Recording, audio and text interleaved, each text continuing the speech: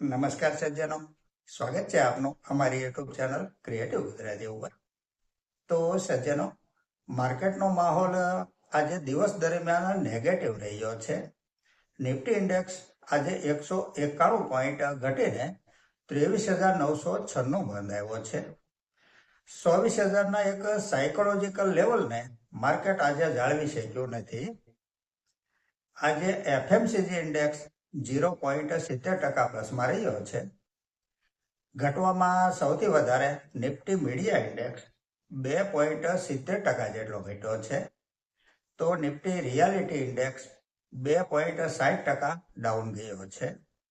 Nifty PSU bank index 1.80% ઘટીને આવ્યો છે.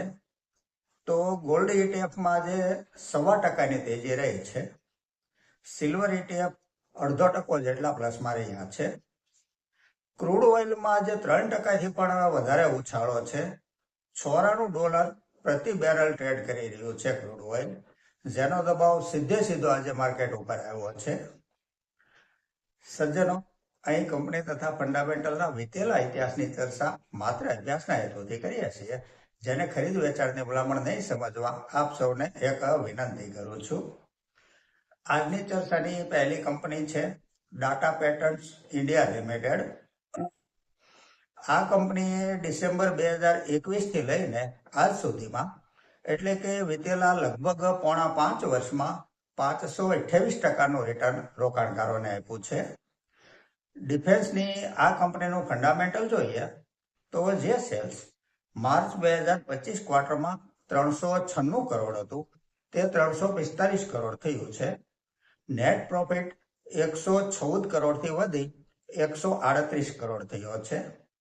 Year to year net profit જોઈએ તો 94 કરોડથી 126 કરોડ, ત્યાંથી 182 કરોડ, ત્યાંથી 222 કરોડ થઈ અને 271 કરોડ થયો છે. પ્રોફિટનો ગ્રાફ સતત અપ ટ્રેન્ડમાં જઈ રહ્યો છે. છેલ્લા 3 વર્ષનો કમ્પાઉન્ડિંગ પ્રોફિટ ગ્રોથ 26% છે. સેલ્સ ગ્રોથ CAGR 3 વર્ષનો 27% છે. સ્ટોક પ્રાઇસ CAGR 3 વર્ષનો 27% છે. 1 વર્ષનું રિટર્ન 51% છે. બેલેન્સ શીટ જોઈએ તો બોરોવિંગ 5 કરોડ છે. સામે રિઝર્વ કંપની પાસે 1,725 કરોડનું છે. માર્કેટ કેપ 24,803 કરોડની છે. સ્ટોક પ્રાઇસ 4,788 રૂપિયા છે. સ્ટોકમાં આજે પોણા 13%ની તેજી રહી છે. 52 વીક હાઈ 4,956 રૂપિયાનો બનેલો છે. પી રેશિયો 108 છે. ROCE 21.90% છે. ROE 15.20% છે. ડિવિડન્ડ યીલ્ડ 0.24% છે. ફેસ વેલ્યુ 2 રૂપિયા છે. શેર હોલ્ડિંગ પેટર્ન જોઈએ તો પ્રમોટર હોલ્ડિંગ 42.41% છે. એફઆઈઆઈનું હોલ્ડિંગ 12.50% છે. ડીઆઈઆઈનું હોલ્ડિંગ 11.98, લગભગ 12% છે. અને પબ્લિકનું હોલ્ડિંગ 33.11% છે. આ એક પ્રોફિટેબલ કંપની છે. પી રેશિયો ઊંચો હોવાથી તે બાબતને સિરિયસલી લેવી જોઈએ. આગળની કંપની છે Mahindra and Mahindra financial service limited. આ એક નોન બેન્કિંગ ફાઇનાન્સ કંપની છે. જૂન ક્વાર્ટરનું રિઝલ્ટ આવી ગયું છે અને સ્ટોકે ઉપરની તરફ ગતિ પકડી લીધી છે. ગઈકાલે પણ આ સ્ટોક 8% જેટલો ચાલ્યો હતો અને આજે પણ 8% જેટલો ઉપર ગયો છે.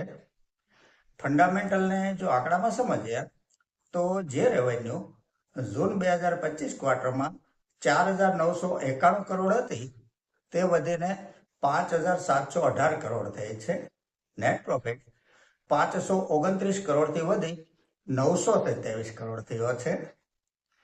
છેલ્લા 3 વર્ષનો કમ્પાઉન્ડિંગ પ્રોફિટ ગ્રોથ 12% છે. TTM 46% છે. સેલ્સ ગ્રોથ CAGR 3 વર્ષનો 18% છે. માર્કેટ કેપ 52,590 કરોડની છે.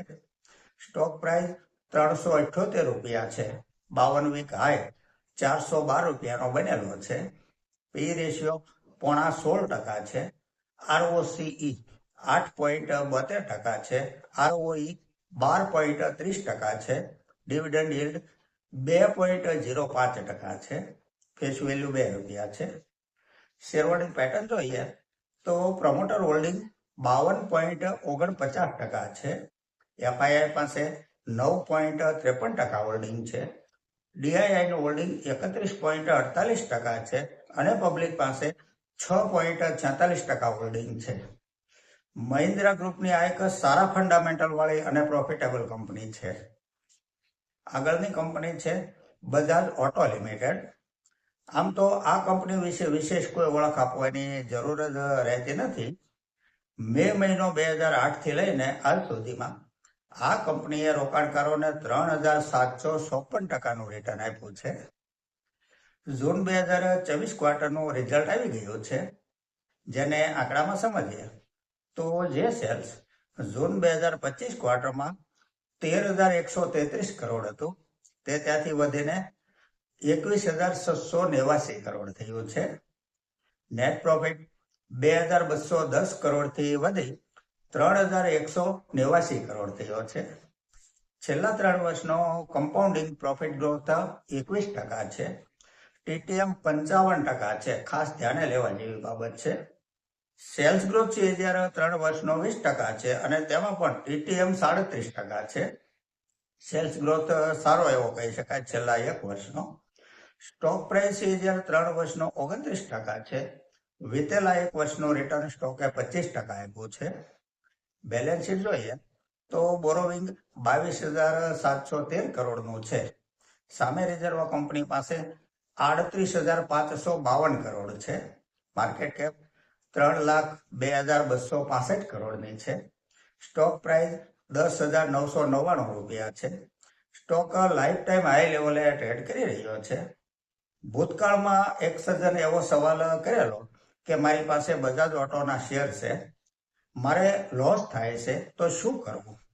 ત્યારે એને એવો જવાબ આપણે આપેલો કે કંપનીમાં કોઈ પણ પ્રોબ્લેમ નથી, પ્રમોટરનો કોઈ ગરબડ ગોટાળો પણ નથી, કંપની પ્રોફિટેબલ છે અને આપણે જ્યારે એન્ટ્રી લીધી છે ત્યારે ફંડામેન્ટલનો પૂરો અભ્યાસ કરીને લીધી છે, માટે કોઈ પણ પ્રકારની ઉતાવળ કર્યા વિના ધીરજ રાખવી જોઈએ તેવો જવાબ આપેલો.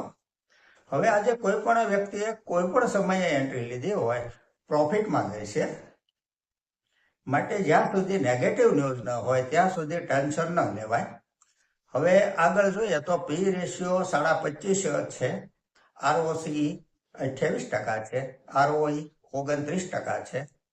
ડિવિડન્ડ yield 1.39% છે. ફેસ વેલ્યુ ₹10 છે. શેર હોલ્ડિંગ પેટર્ન જોઈએ તો પ્રમોટર હોલ્ડિંગ 55% છે. એફઆઈઆઈ પાસે 9% હોલ્ડિંગ છે. ડીઆઈઆઈ નું હોલ્ડિંગ 13.42% છે અને પબ્લિક પાસે 22.44% હોલ્ડિંગ છે. આ એક મજબૂત ફંડામેન્ટલ વાળી પ્રોફિટેબલ કંપની છે. નબળા માર્કેટે પણ સારું રિટર્ન આપ્યું છે આ કંપનીએ. તો સજ્જનો, આ સાથે આજની આ ચર્ચા અહીં પૂરી કરીએ છીએ. જો આપણે આજની આ ચર્ચા પસંદ આવી હોય તો લાઈક કરજો, શેર કરજો, મારી ચેનલને સબસ્ક્રાઇબ કરજો. નમસ્કાર.